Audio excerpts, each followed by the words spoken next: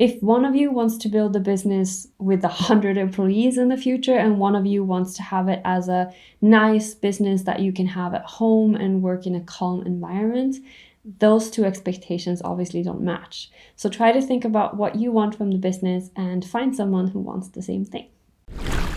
Hi creatives, and welcome back to Agency Academy, where we talk about how to build a business that works for you so you have more freedom to create and do the things that you love. My name is Malin, and today we're going to talk about something that has been really important to my business, which is having a business partner.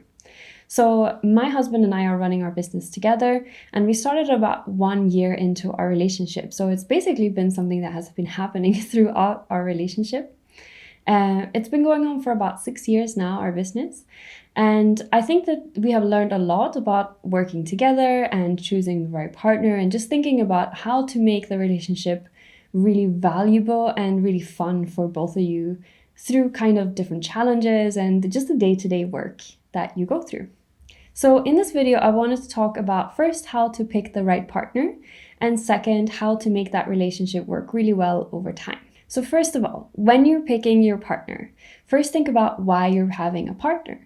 Is it because you want someone to have complementary skills to you? Is it because you're looking for someone to have an emotional support or kind of have this journey together with someone? Because I think that's also a totally legit reason to have a partner.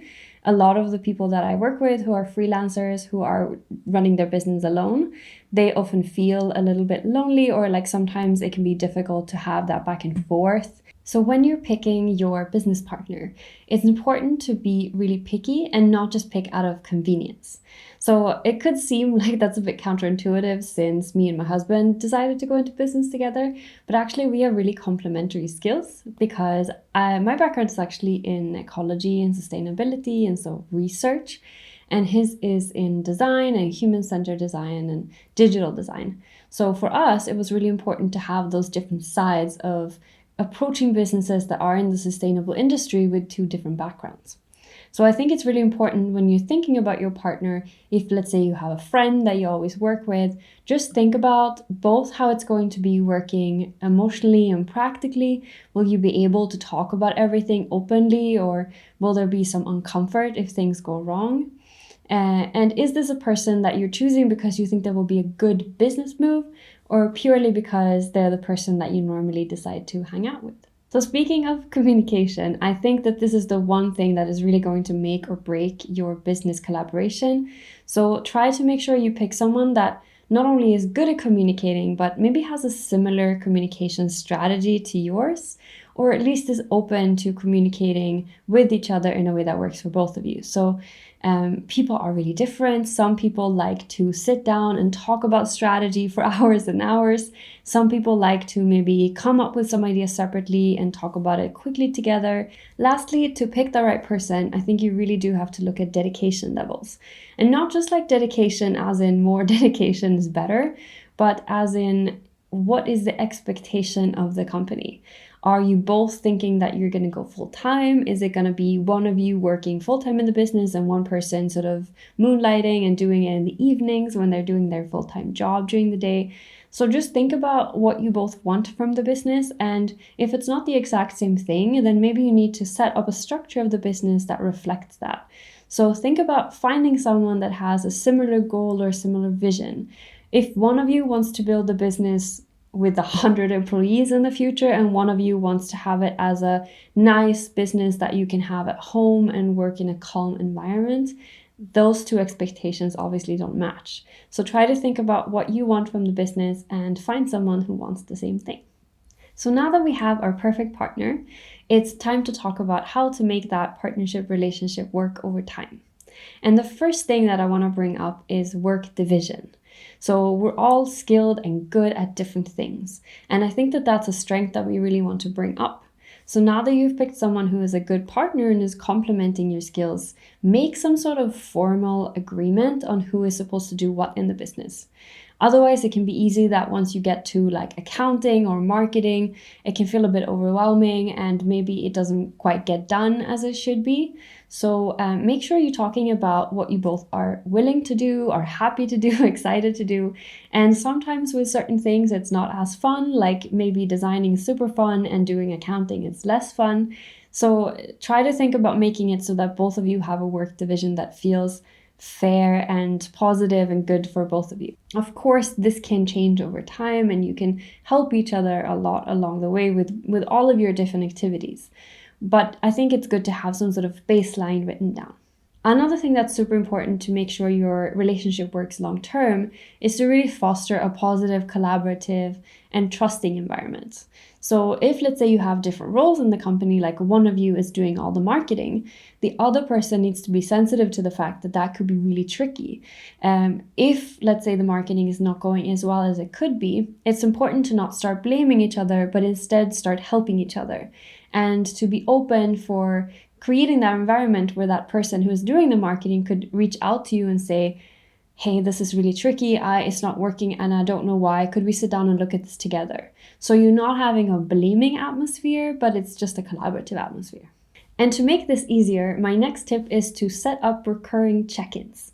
And so this could be like a Monday meeting where you're talking through everything you did last week, anything that's coming up this week, just things that are maybe not working or that you're excited about. Maybe one of you saw a cool opportunity or noticed a mistake on the website that you need to fix together. So having these check-ins where both of you can both say what you're excited about and need help with, and just setting expectations for the week, I think is super good.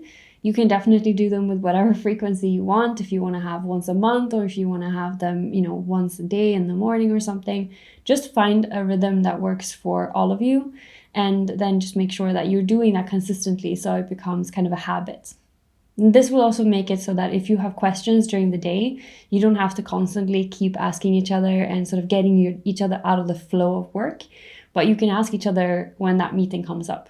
So it's also a good way to keep things a little bit more organized and everyone knows they're going to get support when they need it.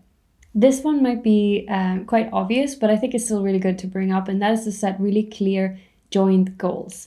So you both might have really clear goals for what you want with the business or dreams, but sometimes it's really good to just make those goals together, and that way you can help each other and make sure you're working towards the same goals. So sometimes it can be really fun to have things that you're thinking about, like, oh, we really want to, let's say, have an office space in the future, or we really want to work with this dream client or add, let's say, passive income to our business. So talk about these things and then you have something to look forward to together and accomplish together. And don't forget to celebrate the successes once you get there, because you do need that boost sometimes. Lastly, once you've done all of this, I think it's super important to have a partnership agreement.